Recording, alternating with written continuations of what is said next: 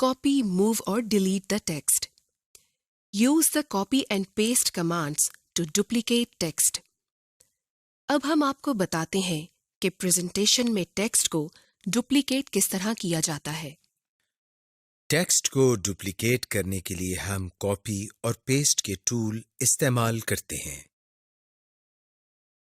मसलन हमने कोई टेक्स्ट लिखा, जैसे वर्चुअल यूनिवर्सिटी। अब हम इसकी एक और डुप्लीकेट तैयार करना चाहते हैं। इसके लिए हम सबसे पहले इस टेक्स्ट को सिलेक्ट करते हैं। अब हम इसको कॉपी करते हैं। इसके लिए आपको होम टैब में ये टूल नजर आ रहा है, जिसे हम कॉपी टूल कहते हैं। अब हम इस पर यानी कॉपी टूल पर क्लिक करते हैं या कीबोर्ड से Ctrl+C प्रेस करते हैं। हमारा टेक्स्ट जो हमने सिलेक्ट किया हुआ है कॉपी हो गया है। अब हम इसे पेस्ट करना चाहते हैं, तो इसके लिए हमें पेस्ट टूल का सहारा लेना पड़ेगा। इसके लिए भी हमें दोबारा होम टैब की तरफ जाना होगा। कॉपी टूल के बिल्कुल साथ ही बाएं तरफ हमें ये टूल नजर आ रहा है। इसे पेस्ट टूल कहते हैं। Use cut and paste option to move text within the presentation. इससे पहले हमने सीखा कि किसी भी टेक्स्ट की डुप्लीकेट किस तरह तैयार की जा सकती है। आइए हम आपको बताते हैं कि किस तरह कट और पेस्ट टूल को इस्तेमाल करके टेक्स्ट को एक जगह से खत्म करके दूसरी जगह ले जाया जा सकता है। हम यहाँ 3 लाइंस में टेक्स्ट लिखते हैं, जैसा कि आपको स्क्रीन पर नजर आ रहा है। This is a car. This is a bike. This is a truck. अब अगर हम चाहते हैं कि पहली लाइन का टेक्स्ट वहां से खत्म होकर तीसरी लाइन में आ जाए, तो उसके लिए हम कट और पेस्ट टूल की मदद लेते हैं। इसके लिए हमें होम टैब में कॉपी टूल के ऊपर ये टूल नजर आ रहा है। इसे हम कट टूल कहते हैं। सबसे पहले हम पहली लाइन के टेक्स्ट को सिलेक्ट करते हैं। इसके बाद हम कट टूल पर क्लिक करते हैं या कीबोर्ड से Ctrl+X को प्रेस करते हैं। जैसे ही हम कट टूल पर क्लिक करते हैं, तो हमारा सिलेक्टेड टेक्स्ट यानी पहली लाइन वहां से खत्म हो जाती है। अब हम चाहते हैं कि यही लाइन सबसे आखिर में आ जाए, तो हम कर्सर को आखिरी लाइन पर ले जाते हैं। अब हम होम टैब पर मौजूद पेस्ट टूल पर क्लिक करते हैं या हम कीबोर्ड से Ctrl+V को प्रेस करने से भी कटशुदा टेक्स्ट पेस्ट कर सकते हैं। ये देखिए, जैसे ही हम पेस्ट टूल पर क्लिक करते हैं, तो हमारा टेक्स्ट जो कि हमने पहली लाइन से खत्म किया था, वो सबसे आखिर में आ गया है। इस तरह हम कट और पेस्ट टूल को इस्तेमाल करके टेक्स्ट को एक जगह से खत्म करके दूसरी जगह ले जा सकते हैं। Delete the selected text. अब हम देखते हैं कि पावर पॉइंट में सिलेक्टेड टेक्स्ट को किस तरह डिलीट किया जा सकता है। सबसे पहले हम यहां कोई टेक्स्ट लिखते हैं। मसलन हम यहां सॉफ्टवेयर टाइप करते हैं। अब टेक्स्ट को सिलेक्ट करने के लिए हम माउस की मदद से इस पर डबल क्लिक करते हैं। ये देखिए, हमारा टेक्स्ट सिलेक्ट हो गया है। अब हम आपको बताते हैं कि इसको डिलीट कैसे किया जा सकता है।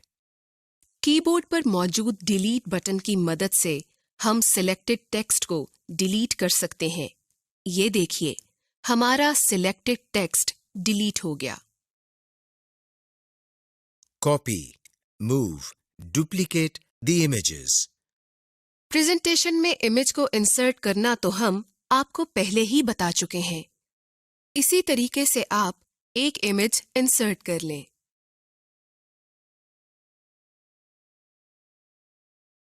इमेज को डुप्लीकेट करने के लिए हम कॉपी और पेस्ट के टूल इस्तेमाल करते हैं, जैसा कि हम टेक्स्ट को डुप्लीकेट करने के लिए करते हैं। मसलन हमने कोई इमेज इंसर्ट किया, जैसा कि आप स्क्रीन पर देख सकते हैं। अब हम इसकी एक और डुप्लीकेट तैयार करना चाहते हैं। तो इसके लिए हम सबसे पहले इस इमेज को माउस की मदद से सिलेक्ट करते हैं।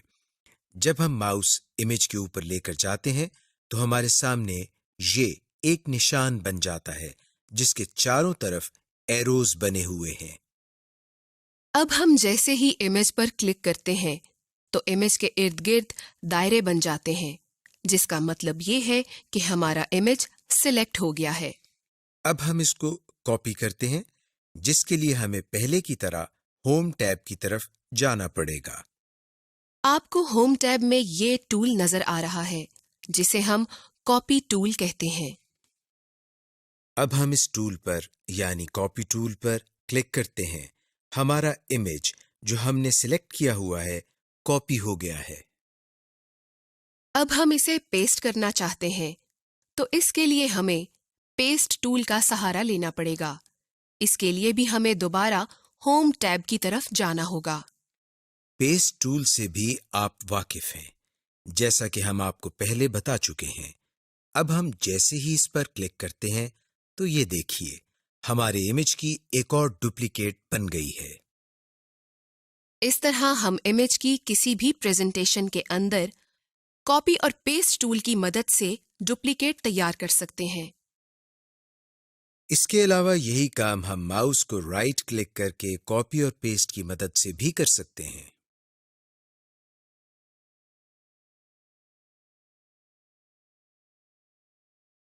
Text formatting. अब हम टेक्स्ट फॉर्मेटिंग के लिए होम टैब पर मौजूद फॉन्ट टूल बॉक्स के बारे में सीखेंगे। फॉन्ट। सबसे पहली ऑप्शन जो आपको इस टूल बॉक्स में नजर आ रही है उसे फॉन्ट कहते हैं। ये एक ड्रॉप डाउन बॉक्स है। इस एरो हेड पर क्लिक करने से ये नीचे की तरफ खुल जाता है और आपको बहुत से फॉन्ट नेम्स नजर आते हैं। ये वो तमाम फॉन्ट्स हैं जो आपके कंप्यूटर सिस्टम पर मौजूद हैं। आप अपनी मर्जी से अपनी पसंद का फॉन्ट चुन सकते हैं ताकि अपनी प्रेजेंटेशन को एक अच्छी और खूबसूरत लुक दे सकें। दूसरी ऑप्शन जो आपको नजर आ रही है वो फॉन्ट साइज है। यहाँ भी आपकी पहली ऑप्शन की तरह एक ट्रायंगल या एरोहेड नजर आ रही है। इसको क्लिक करने पर आपको मुख्तलिफ फॉन्ट साइजेस डिजिट्स की सूरत में मिल जाते हैं, जिनको आप अपनी जरूरत के मुताबिक मुंतखब कर सकते हैं। इंक्रीज और decrease font size. Increase size ये ऑप्शन भी फॉन्ट साइज की तरह काम करती है। इसमें आपको दो आइकॉन नजर आते हैं, एक बड़ा ए और दूसरा छोटा ए। बड़े ए पर क्लिक करने से ये आपके सिलेक्टेड टेक्स्ट को 2 दर्जे या 4 दर्जे तक बढ़ा देता है। मसलन अगर आपके टेक्स्ट का साइज 12 है और आप बड़े ए पर क्लिक करते हैं तो इसका साइज 14 हो जाएगा, और अगर आप मुसलसल ऐसा करें तो पावर पॉइंट इस टेक्स्ट का साइज 20 होने तक बतदरीज 2 का इजाफा करता रहेगा। लेकिन जब इसका साइज 20 हो जाएगा तो इजाफा 4 दर्जे हो जाएगा। मिसाल के तौर पर अगर फॉन्ट साइज 20 हो तो आपके बड़े ए को क्लिक करने पर इसका साइज 24 हो जाएगा। यहां आपको स्मॉल ए या छोटा ए नजर आ रहा है। इस पर क्लिक करने से ये बड़े ए के मुखालिफ काम करेगा।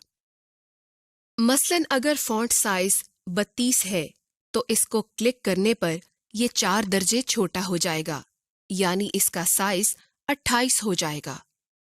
और अगर फॉन्ट साइज 20 है तो छोटे ए को क्लिक करने पर ये 2 दर्जे छोटा हो जाएगा, यानी इसका साइज 18 हो जाएगा।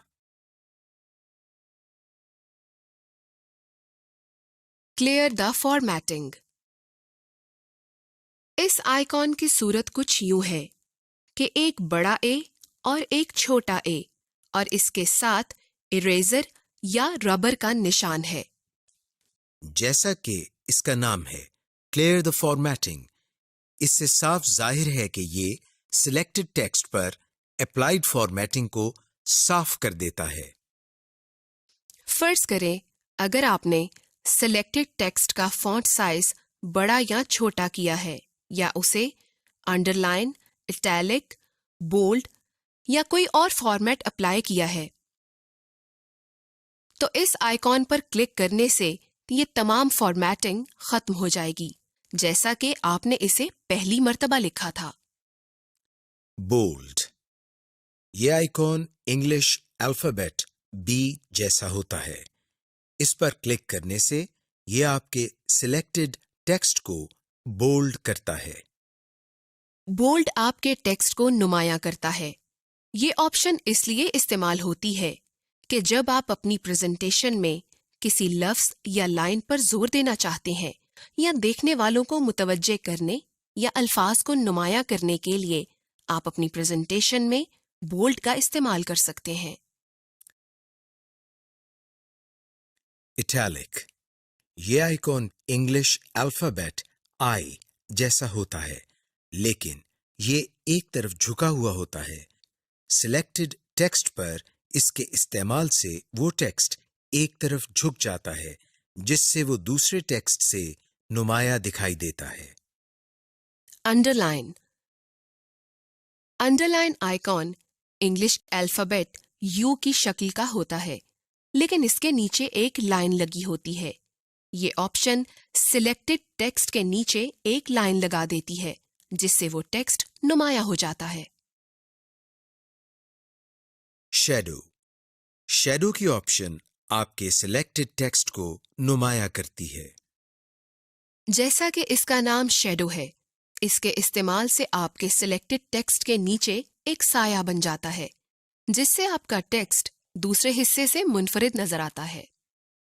इस आइकॉन की शक्ल इंग्लिश अल्फाबेट एस की मानिंद होती है और इसके नीचे इसका साया भी नजर आता है।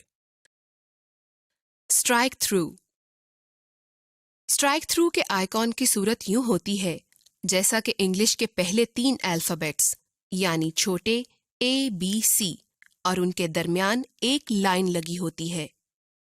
वैसे तो कंप्यूटर की दुनिया में स्ट्राइक थ्रू बहुत सी चीजों के लिए इस्तेमाल होता है, लेकिन हम पावर पॉइंट में टेक्स्ट फॉर्मेटिंग सीख रहे हैं, इसलिए हम टेक्स्ट के हवाले से बात करेंगे।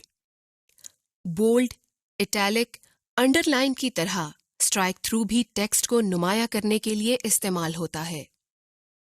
कैरेक्टर स्पेसिंग, कैरेक्टर स्पेसिंग के आइकॉन की सूरत इंग्लिश के अल्फाबेट AV की तरह की होती है, लेकिन इसके नीचे डबल हेड एरो होता है। जब हम कंप्यूटर में किसी भी एप्लीकेशन सॉफ्टवेयर में कोई टेक्स्ट लिखते हैं, हर एक एप्लीकेशन सॉफ्टवेयर अल्फाबेट कैरेक्टर्स के दरमियान एक डिफॉल्ट स्पेस रखता है। लेकिन आप इस स्पेस को कम या ज्यादा कर सकते हैं। इस आइकॉन के साथ भी एक ट्रायंगल होती है, जिस पर क्लिक करने से एक ड्रॉप डाउन मेन्यू खुल जाता है, जिसमें आपके पास ये ऑप्शंस होती हैं। जैसा कि very tight, tight, normal, loose, very loose, more spacing. आप इनमें से कोई भी ऑप्शन हस्बे जरूरत इस्तेमाल कर सकते हैं।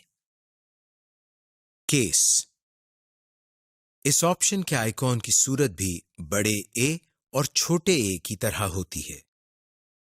इसके जरिए आप अपने लिखे और सिलेक्टेड टेक्स्ट का केस तब्दील कर सकते हैं।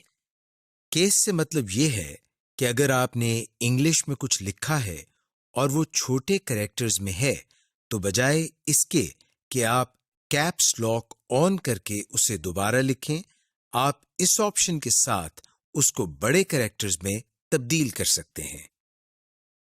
इस आइकॉन के साथ भी एक ट्रायंगल होती है, जिस पर क्लिक करने से आपको मुख्तलिफ ऑप्शन मुहैया की गई हैं, जिनको आप अपनी जरूरत के मुताबिक इस्तेमाल कर सकते हैं। फॉन्ट कलर, फॉन्ट कलर के आइकॉन की सूरत इंग्लिश के पहले अल्फाबेट ए की तरह होती है और इसके नीचे एक कलर बार होती है। इसके साथ भी ट्रायंगल होती है, जिस पर क्लिक करने से एक कलर पैलेट जाहिर होती है।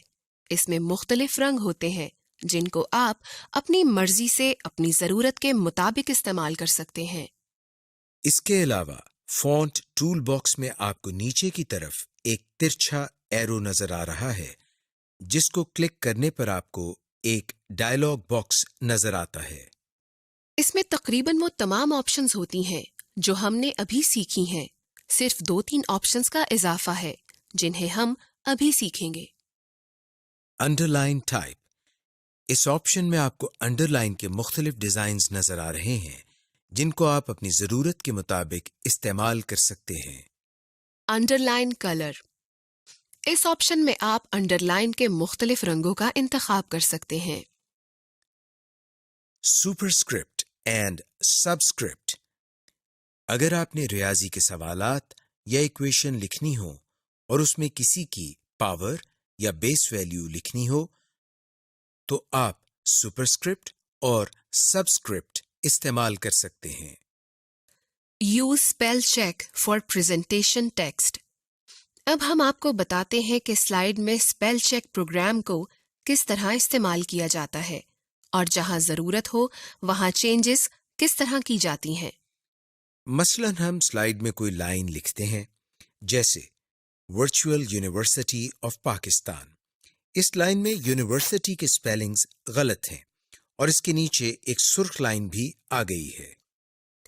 हम आपको बताते हैं कि किस तरह स्पेल चेक प्रोग्राम को यूज करके ये स्पेलिंग सही कर सकते हैं।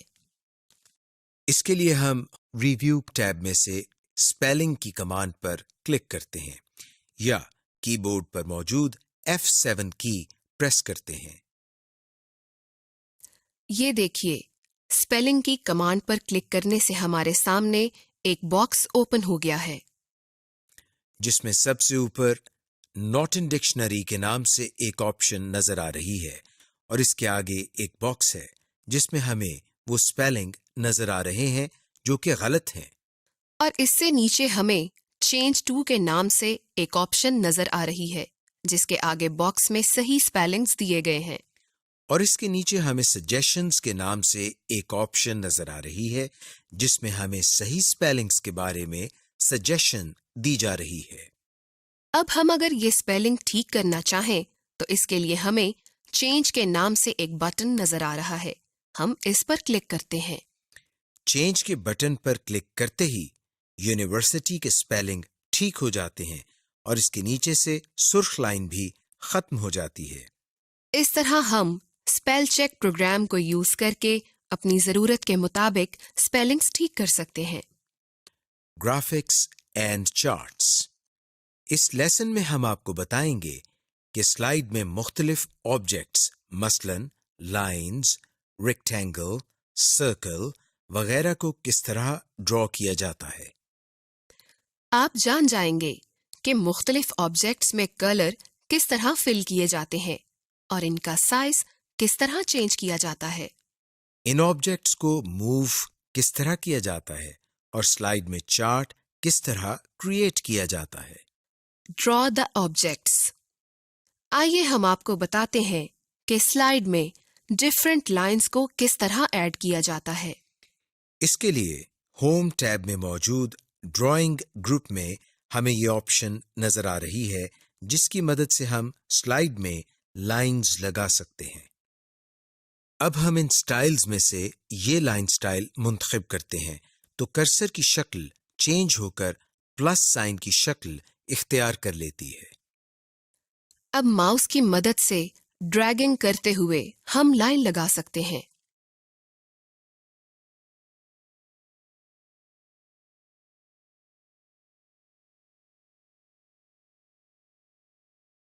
Move lines in a slide. अब हम आपको बताते हैं कि स्लाइड में लाइंस को मूव किस तरह किया जा सकता है। इसके लिए सबसे पहले हम एक लाइन को ड्रॉ करके इसको सिलेक्ट करते हैं और इसके बाद माउस की मदद से लाइन को पकड़कर ड्रैगिंग करते हुए लाइन को एक जगह से दूसरी जगह मूव करा सकते हैं। इसके अलावा कीबोर्ड पर मौजूद एरो कीज की मदद से भी हम लाइंस को सिलेक्ट करने के बाद मूव कर सकते हैं। Change the line color and width.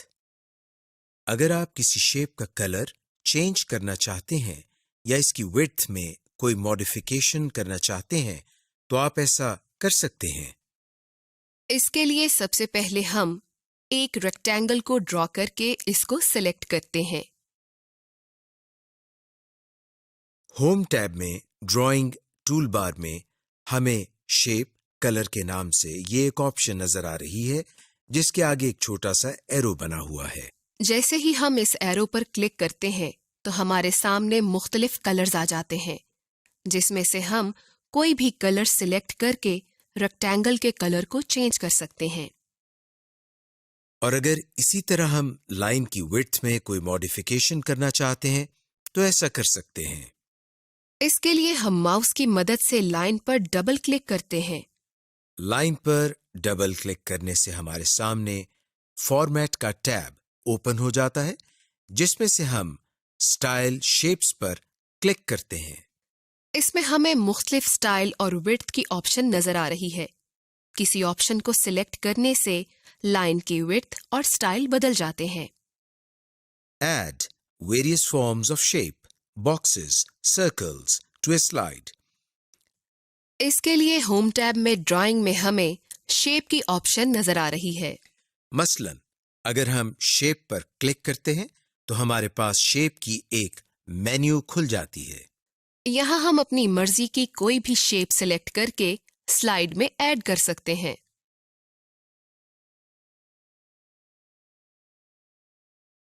Rotate or flip a drawn object in the slide. अब हम आपको बताते हैं कि स्लाइड में किसी भी ऑब्जेक्ट मसलन रेक्टेंगल, सर्कल, लाइन वगैरह को रोटेट किस तरह किया जाता है। सबसे पहले हम इनमें से कोई भी एक ऑब्जेक्ट मसलन रेक्टेंगल ड्रॉ करते हैं। ये देखिए रेक्टेंगल को ड्रॉ करने के बाद इसके इर्द गिर्द सफेद दायरे से बन गए हैं जिनकी मदद से रेक्टेंगल को छोटा बड़ा किया जा सकता है। लेकिन इन सफेद दायरों के अलावा सबसे ऊपर एक सब्ज दायरा भी है जिसकी मदद से हम किसी भी ऑब्जेक्ट को रोटेट यानी घुमा सकते हैं। कर्सर इस दायरे के करीब ले जाने से कर्सर की शक्ल चेंज होकर एक गोल एरो की शक्ल इख्तियार कर लेती है। अब अगर आप माउस का बटन दबाकर रखते हुए इसको हरकत देंगे तो रेक्टेंगल रोटेट होना शुरू हो जाएगी।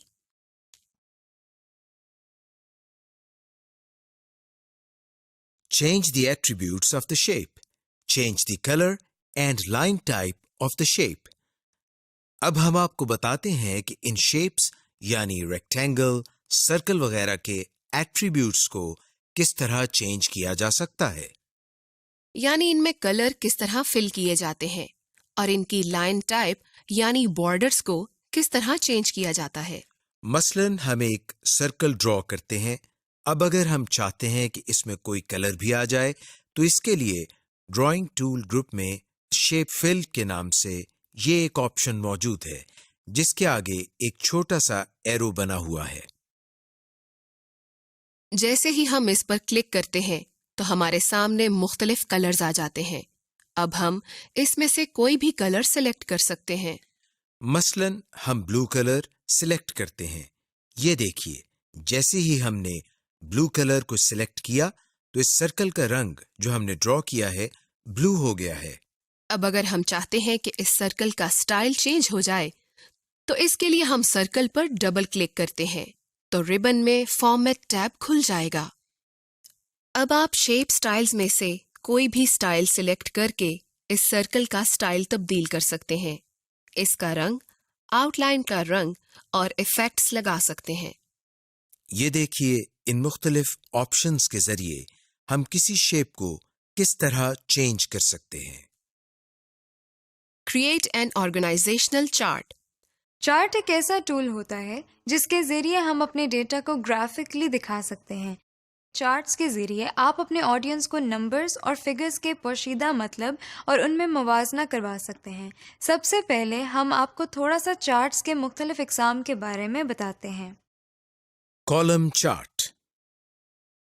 pie chart, line chart, bar chart, area chart.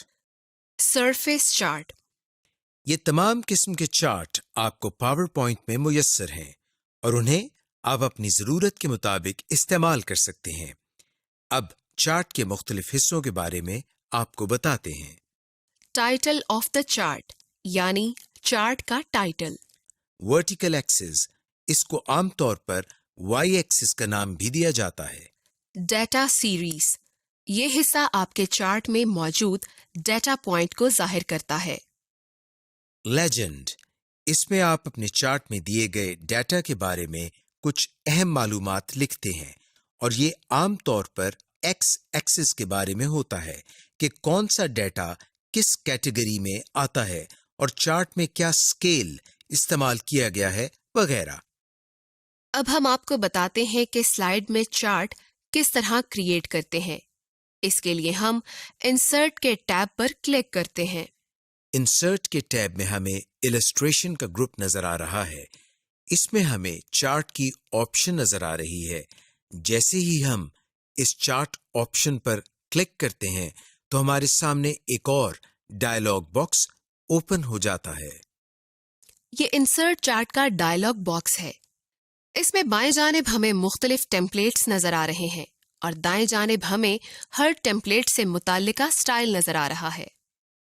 इस टेम्पलेट मेन्यू में से अपनी जरूरत के मुताबिक कोई सा स्टाइल सिलेक्ट करें और ओके का बटन दबा दें। आपका मतलूबा चार्ट स्लाइड पर इंसर्ट हो गया है। अब हम इसमें टेक्स्ट लिखते हैं। इसको रीसाइज और इसकी लोकेशन भी तब्दील कर सकते हैं। Create different kinds of charts, bar chart, pie chart, etc. इसके लिए हम इंसर्ट के टैब में से चार्ट की कमांड पर क्लिक करके एक चार्ट बनाते हैं। और अगर हम इस चार्ट की टाइप को चेंज करना चाहते हैं तो इसके लिए हम इस पर राइट क्लिक करते हैं। राइट क्लिक करने से आपके सामने एक डायलॉग बॉक्स ओपन हो गया है।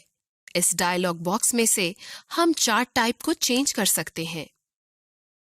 मसलन column chart, bar chart, line chart, pie chart वगैरह।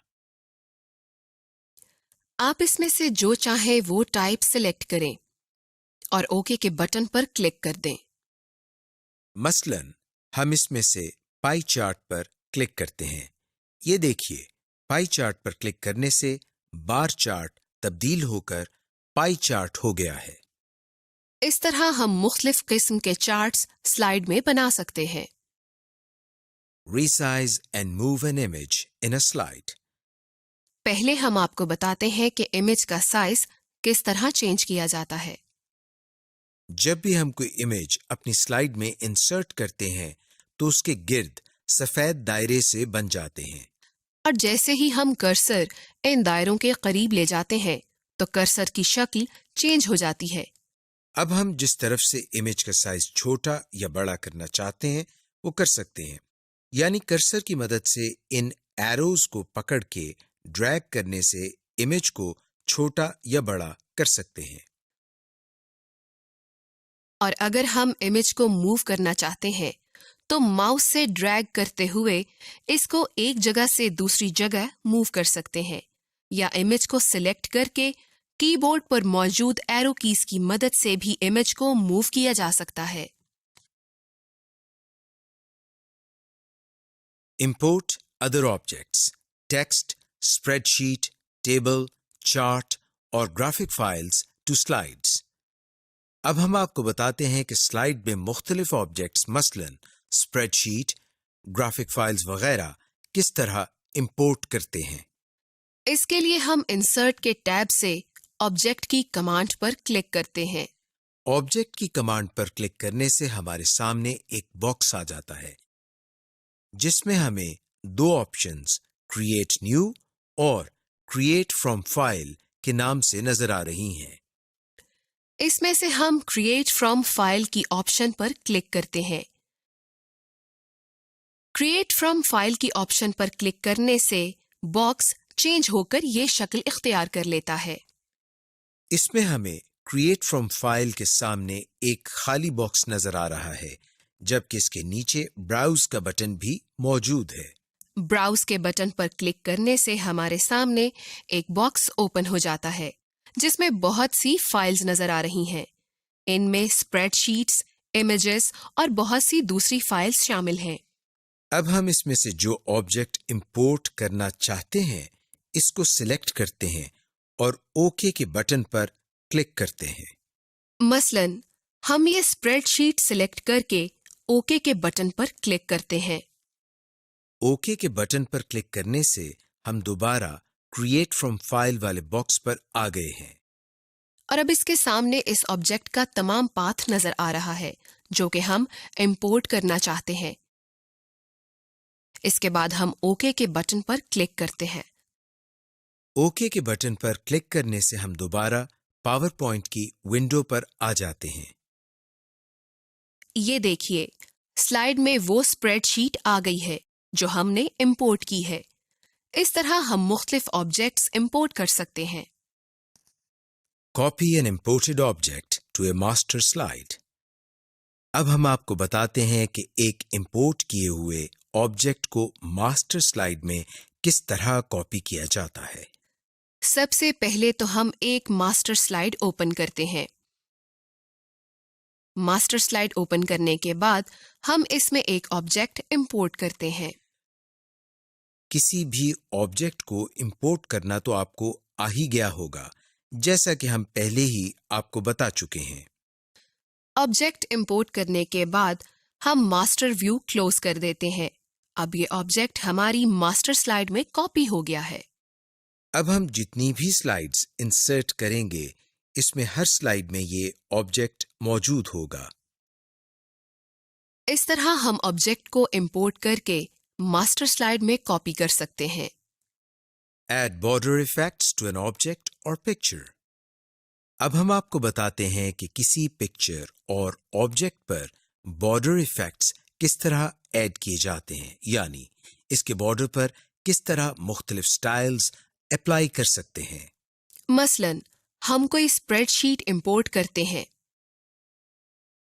अब अगर हम इसके बॉर्डर पर कोई इफेक्ट लगाना चाहते हैं तो किस तरह लगा सकते हैं। इस ऑब्जेक्ट पर राइट क्लिक करने से हमारे सामने एक मेन्यू ओपन हो जाता है। फॉर्मेट ऑब्जेक्ट की कमांड पर क्लिक करने से हमारे सामने एक बॉक्स ओपन हो जाता है।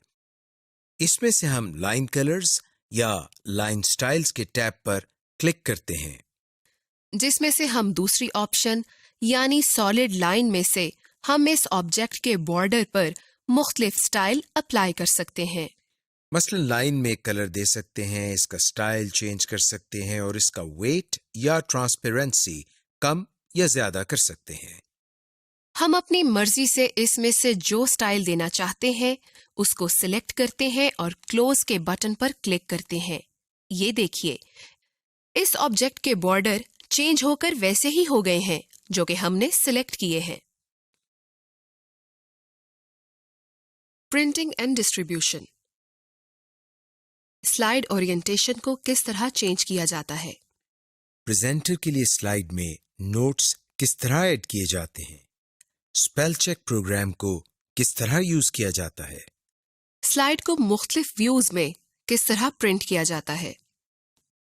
सबसे पहले हम आपको बताते हैं कि आप स्लाइड प्रेजेंटेशन के लिए एक सूटेबल आउटपुट फॉर्मेट किस तरह सिलेक्ट करते हैं। इसके लिए हम डिजाइन टैब में पेज सेटअप की कमांड पर क्लिक करते हैं। आपके सामने पेज सेटअप का डायलॉग बॉक्स ओपन हो गया है। इसमें सबसे पहले आपको स्लाइड्स साइज्ड फॉर के नाम से एक ऑप्शन नजर आ रही है और इसके नीचे एक बॉक्स नजर आ रहा है जिसके आगे एक एरो बना हुआ है। आइए हम इस एरो पर क्लिक करते हैं। एरो पर क्लिक करने से हमारे सामने एक लिस्ट ओपन हो गई है जिसमें हमें मुख्तलिफ आउटपुट फॉर्मेट्स नजर आ रहे हैं। मसलन on screen show, letter paper, overhead, banner, 35 mm slide वगैरह। आप इसमें से वो आउटपुट फॉर्मेट सिलेक्ट कर सकते हैं जो कि आपको अपनी प्रेजेंटेशन के लिए सूटेबल लग रहा है। आप इसमें से कोई भी फॉर्मेट सिलेक्ट करके ओके के बटन पर क्लिक करें। आप देख रहे हैं कि आपकी प्रेजेंटेशन स्लाइड का फॉर्मेट चेंज हो गया है। चेंज स्लाइड ओरिएंटेशन लैंडस्केप और पोर्ट्रेट। आइए अब हम आपको बताते हैं कि स्लाइड की ओरिएंटेशन यानी डायरेक्शन या पोजीशन को किस तरह चेंज किया जा सकता है। स्लाइड को दो तरह की डायरेक्शन में चेंज किया जा सकता है, लैंडस्केप और पोर्ट्रेट। बाय डिफॉल्ट स्लाइड की डायरेक्शन लैंडस्केप होती है, यानी जब हम पावर पॉइंट को ओपन करते हैं तो स्लाइड लैंडस्केप होती है। हम आपको बताते हैं कि स्लाइड को पोर्ट्रेट किस तरह किया जाता है। इसके लिए हम सबसे पहले डिजाइन टैब में पेज सेटअप पर क्लिक करते हैं। जैसे ही हम पेज सेटअप की कमांड पर क्लिक करते हैं, हमारे सामने एक डायलॉग बॉक्स ओपन हो जाता है, जिसमें दाएं तरफ आपको ओरिएंटेशन स्लाइड्स के नाम से एक ऑप्शन नजर आ रही है, जो कि इस वक्त लैंडस्केप है। हम इसमें से पोर्ट्रेट की कमांड को सिलेक्ट करते हैं और ओके के बटन पर क्लिक करते हैं। ये देखिए, जैसे ही हम ओके के बटन पर क्लिक करते हैं, स्लाइड ओरिएंटेशन लैंडस्केप से चेंज होकर पोर्ट्रेट हो गई है। इस तरह हम स्लाइड की ओरिएंटेशन को चेंज कर सकते हैं। Preview the presentation in slide, outline, slide sorter और नोट्स व्यू। जब हम कोई प्रेजेंटेशन तैयार कर लेते हैं तो उसके मुख्तलिफ प्रीव्यू भी देख सकते हैं। सबसे पहले हम आउटलाइन के बारे में बताते हैं। लेफ्ट पैन में आउटलाइन के टैब में क्लिक करने से आपको प्रेजेंटेशन की तमाम आउटलाइंस नजर आती हैं।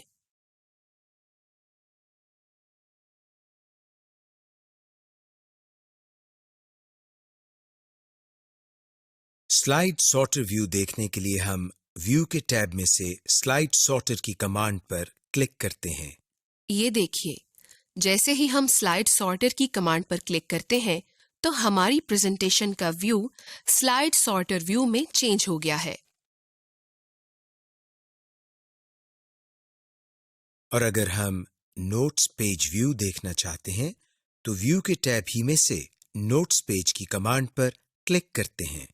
ये देखिए, आपके सामने नोट्स व्यू नजर आ रहा है। इस तरह हम स्लाइड के मुख्तलिफ प्रीव्यू देख सकते हैं। Print slides in various views and outputs. हम स्लाइड्स को मुख्तलिफ व्यूज में प्रिंट कर सकते हैं। इसके लिए हम कोई प्रेजेंटेशन ओपन करते हैं जिसमें डिफरेंट स्लाइड्स हों।